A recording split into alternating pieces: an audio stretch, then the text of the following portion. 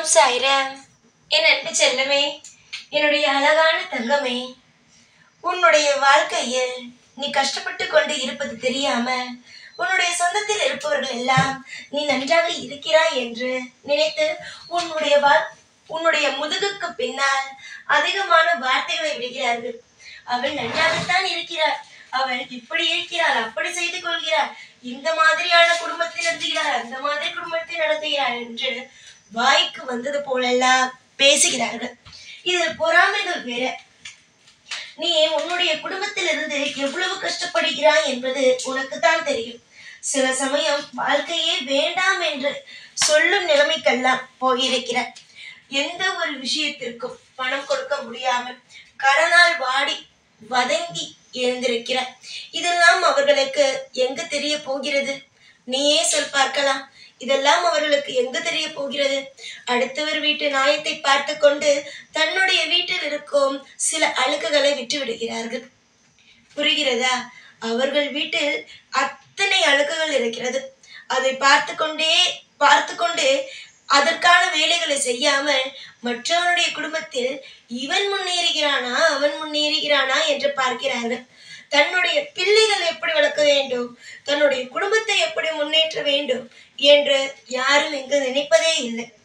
நானும் உனக்கு பலமுறை சொல்லியிருக்கிறேன், மற்றவர்கள் பேசுவதை நினைத்து வருந்தாதே என்று. இப்பொழுது உனக்கு முன்பெல்லாம் யாரோ ஒருவர் ஏதோ ஒரு இடத்தில் உன்னை பற்றி பேசினார் என்று தெரிய வரும் பொழுது கவலைப்பட்டார். ஆனால் இப்பொழுது எல்லாம் உன்னுடைய காது படவே பேசுகிறார்கள். நீ என்னம்மா நல்லாதான் இருக்க அப்படின்னுட்டு. நீதான் அப்பொழுது யோசிக்கிறாய், நம்ம நல்லா இருக்குமா, சரி அப்படியே அவங்களுடைய விதத்துல நம்ம நல்லா இருக்கோம் அப்படின்னே இருக்கட்டும் அப்படின்னு நீ யோசிக்கிற. அம்மா, உண்மையாவே நீ யோசிக்கிறது சரிதான்.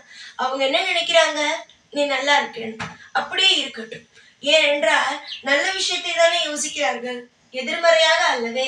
நல்ல விஷயங்கள், நேர்மறையான விஷயங்களை நீ நன்றாக இருக்கிறாய் என்று ஒரு முறைக்கு 100 முறை சொல்லும் பொழுது அந்த விஷயம் உனக்கு நல்லதாகவே கிடைக்கட்டுமே. யார் எது வேண்டுமானாலும் சொல்லட்டும். ஆனால் உன்னுடைய வாழ்க்கையில் நீ என்ன கஷ்டப்படுகிறாய், நீ எந்த இடத்தில் சந்தோஷமாக இருக்கிறாய் என்பது உன்னை படைத்த தெய்வத்திற்கு மட்டுமே தெரியும்.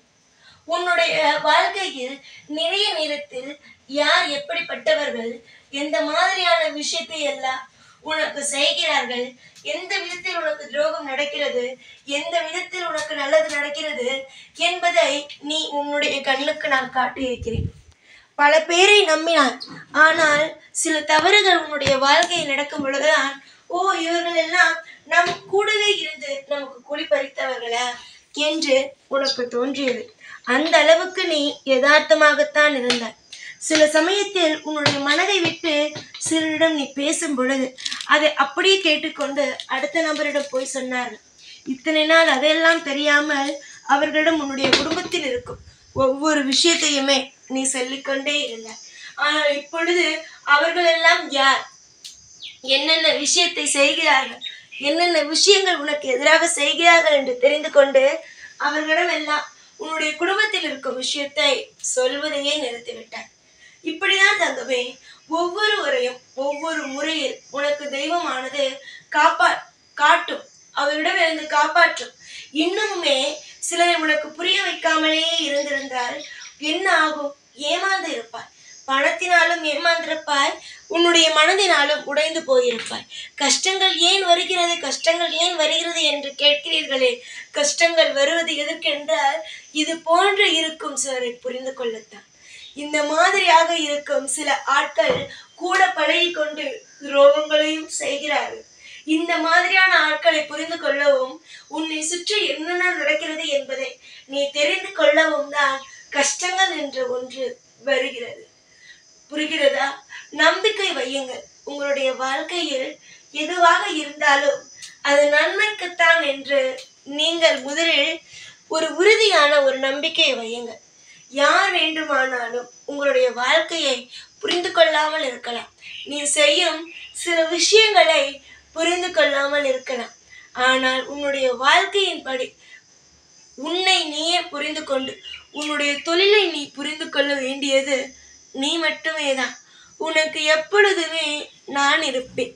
துணையாகவும் ஒவ்வொரு நிமிஷத்தையும் செய்து கொடுக்க தெய்வம் உனக்கு இப்பொழுதாவது இவர்களுடைய உண்மையான முகத்தை காட்டியதே என்று நினைத்து சந்தோஷப்படு.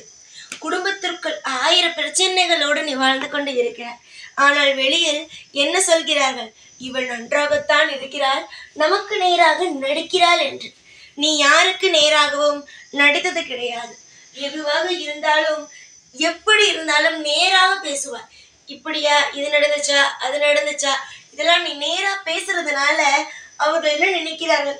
இவ்வளவு தைரியமாக பேசுகிறார், இவரிடம் எதுவும் இல்லாமலையா பேசுவார் என்று நினைக்கிறார்கள். சரி விடு, அடுத்தவர்கள் எது வேண்டுமானாலும் நினைக்கட்டும், எந்த ஒரு விஷயத்தை வேண்டுமானாலும் உனக்கு எதிராக செய்யட்டும், பேசட்டும். ஆனால் நீயோ எந்த ஒரு நிலையிலும் எதையும் கண்டு பயப்படவும் கூடாது.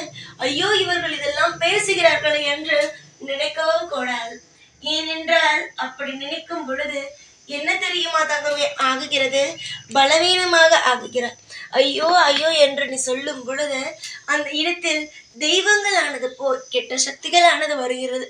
அதே நேரம் நீ கவலைப்படும் பொழுது மனம் ஆனது உடைகிறாய். அதே சமயம் உன்னிடம் இருக்கும் மிகப்பெரிய ஒரு சக்தி உன்னை விட்டு போகிறது. அதனால் எப்பொழுதும் துவண்டு நிற்காதே. எல்லா இடத்திலும் யார் என்ன பேசினாலும் நீ உனக்காக குரல் கொடு. எப்பொழுதும் நீயாக இரு. நாளுக்கு நாள் பிரச்சனைகள் கூடுகிறதே என்று நினைத்து கவலைப்படாதே. அடுத்தவர்கள் பேசுகிறார்களே என்று மன வருத்தப்படாதே. உன்னுடைய வாழ்க்கையில் எது நடக்கிறது, எது நல்லபடியாக நடக்கிறது, எது செய்ய வேண்டும், எது செய்யக்கூடாது என்பது உனக்கு தெரியும்.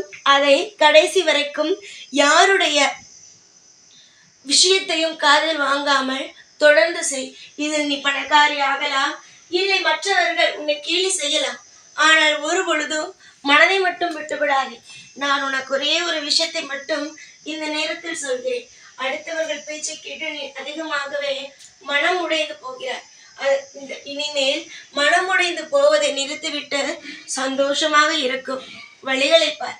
கோடான கோடி நன்றிகள் எனக்கு கூறுவார். ஏன் தெரியுமா? உன்னுடைய வாழ்க்கையில் நீ மிகப்பெரிய ஒரு வசதியாக, ஒரு மிகப்பெரிய ஒரு செல்வந்தராக மாறப்போகிறார். எல்லோரும் உன்னை பார்த்து என்ன சொன்னார்கள்? பணக்காரி, ஆனால் வெளியில் இவர் எதையுமே காட்டிக்கொள்வது இல்லை என்று. இதை கேட்கும் பொழுது மனமானது கஷ்டப்பட்டது. என்ன நம்ம இப்படி வாழ்றோம், ஆனால் இவர்கள் இப்படியெல்லாம் பேசுறாங்களே என்று. ஆனால் அவர்கள் பேசிய அனைத்தும் உண்மையாக போகிறது. நீ உன்னுடைய தொழிலாலும், உன்னுடைய முயற்சியாலும், உன்னுடைய விடாமுயற்சியாலும் உன்னுடைய வாழ்க்கையில் நீ முன்னேற போகிறாய்.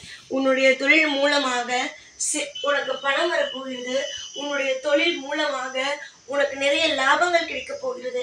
நிறைய பேர் உன்னை பார்த்து இப்படி இருக்கிற, அப்படி இருக்கிற என்று சொல்லி சந்தோஷப்படும் அளவுக்கு, உன் குடும்பமே உன்னை திரும்பி பார்க்கும் அளவுக்கு உன்னுடைய வாழ்க்கையில் நீ கொடிகட்டி பறக்க போகிறாய். எந்த நிலையிலும் நம் வாழ்க்கை இப்படி இருக்கிறது என்று நினைத்து கஷ்டப்படாமல் சந்தோஷமாக இரு. எந்த அளவுக்கு உன்னுடைய வாழ்க்கையில் நான் இன்பத்தை கொடுப்பேனோ அது உனக்கே தெரியும். நான் ஒரு முறை ஒருவனுக்கு இன்பத்தை கொடுத்து விட்டேன், ஆனால் அது அளவுக்கு மீறிய சந்தோஷமாகத்தான் இருக்கும். அளவுக்கு மீறிய சந்தோஷத்தையும் அளவுக்கு மீறிய லாபத்தையும் கொடுத்து உன்னை மிகப்பெரிய ஒரு பணக்காரியாக மாற்றுவேன்.